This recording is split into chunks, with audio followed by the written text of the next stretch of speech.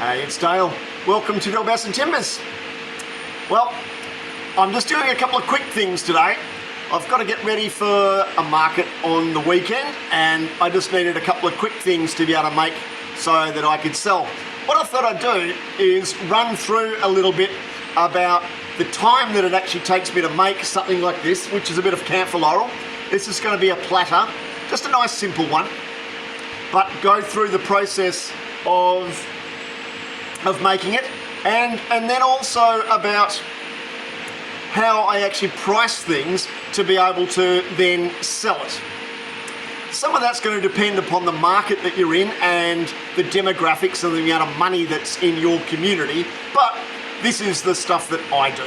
So first off, I've got this all mounted up. Now it's not particularly balanced, but we'll just have a bit of a look. We'll turn him on and just see how it spins. Hang on, we'll just turn the speed down.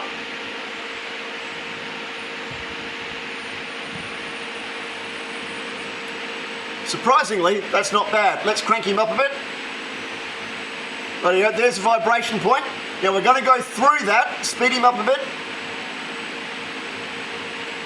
Even better, nice.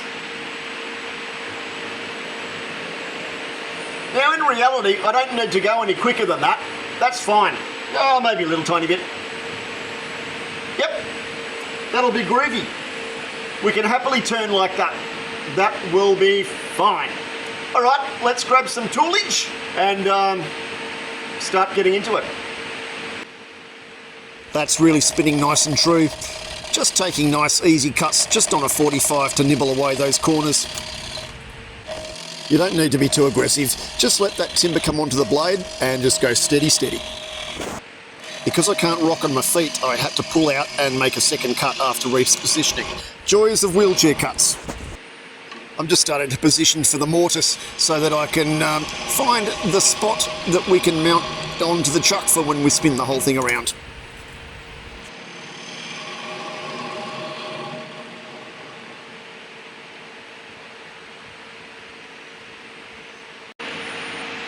So all it's been up until now is just getting rid of some material, all the stuff that I really didn't want. I've got to briefly start to make some decisions about what sort of shape that I want. Now in this case, I want to do sort of a bit of an OG shape. So that way I can have a nice rim up the top here. That will really show off some of this gorgeous grain that we've got going on. We've got all these reds that are coming through there. I'd really like to showcase that. So that means I'm going to have to start to curve all of this. I want the rim to be about here. And I really want this rim in terms of, the foot, the other end of the rim, if you get what I'm saying. I want to have the foot about 1/3 of the width of the whole thing. That just proportionally starts to make a whole heap of sense and looks really good. So that's kind of the plan, and we will start to hack on a little tiny bit. Now, because I'm using my most favourite of all favourite gouges, which is getting a little tiny bit small, but the funny thing is, it's really nice and balanced. So when I'm doing that, occasionally I've just got to move the rest a little tiny bit so that we can do some nice supported cuts. All right, let's get on to it.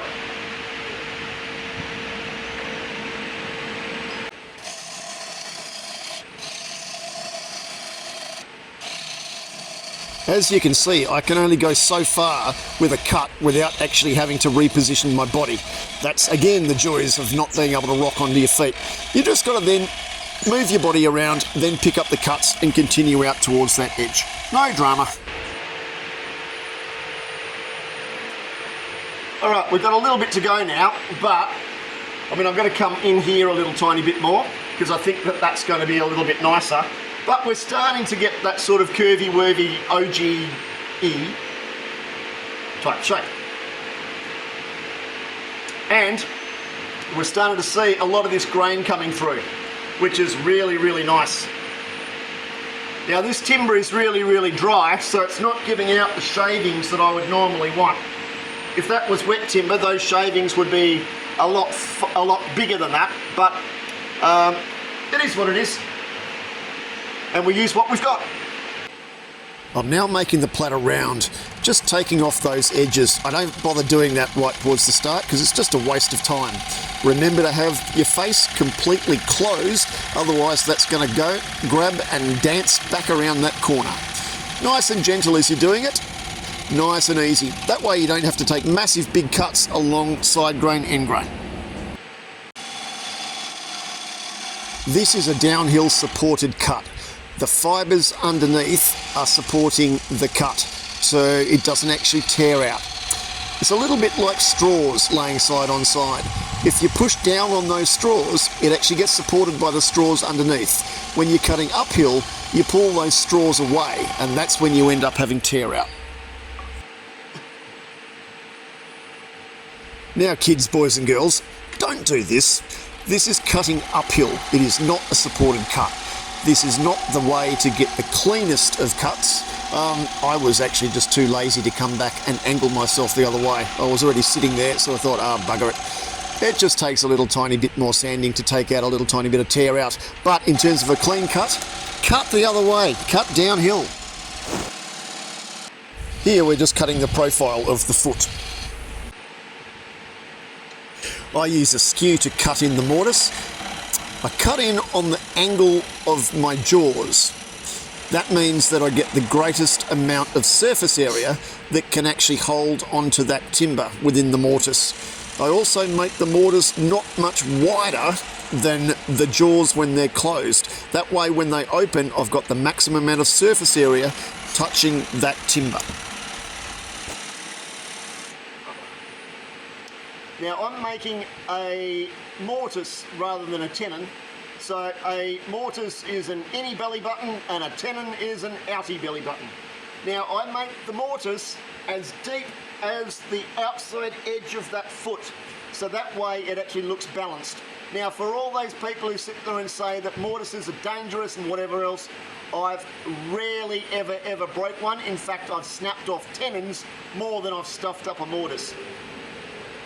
You know, you can argue until you're blue in the face about that one. This is often what I do. There you go. Just remember, cut fast, sand slow.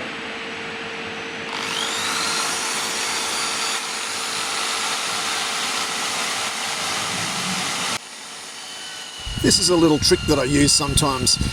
Sometimes I don't actually have the lathe going when I'm sanding. I use the inertia of the drill and the friction of the sandpaper to spin the piece. That way it spins really nice and slow, and I can vary that as I'm playing with it. That way you don't end up with any high spots and low spots when you end up with skip over, because the piece is going too fast for the drill bit and the sandpaper to get down in below those low spots. Really handy way of doing it. By varying the angle, you can actually smooth things out really nice and quickly. That's the back now, completely finished. I can now swap in, turn him around. This is the gear that I normally use to do my finishing. This is step 2. Oh no! Oh, lost him. It's custom grip. Step 2. Good gear. Opposable fingers. Hello. After round about 25 minutes of doing the back, including putting the finish on and sanding and putting the finish on and dropping stuff and all that sort of bizzo, I just whacked it around, turned it around, bunged him on the chuck, and then started to turn the face. It's just easier to go from the outside to the inside, because the outside is where things are going a lot faster in terms of the metre per second of travel of the rim. That's a lot different to revs per minute. Please don't get confused with that. I know people get a little bit confuddled and want to know what speed that I turn at. It's not actually relevant. You need to understand the metre per second of travel of that rim. That then determines how fast that you run your lathe.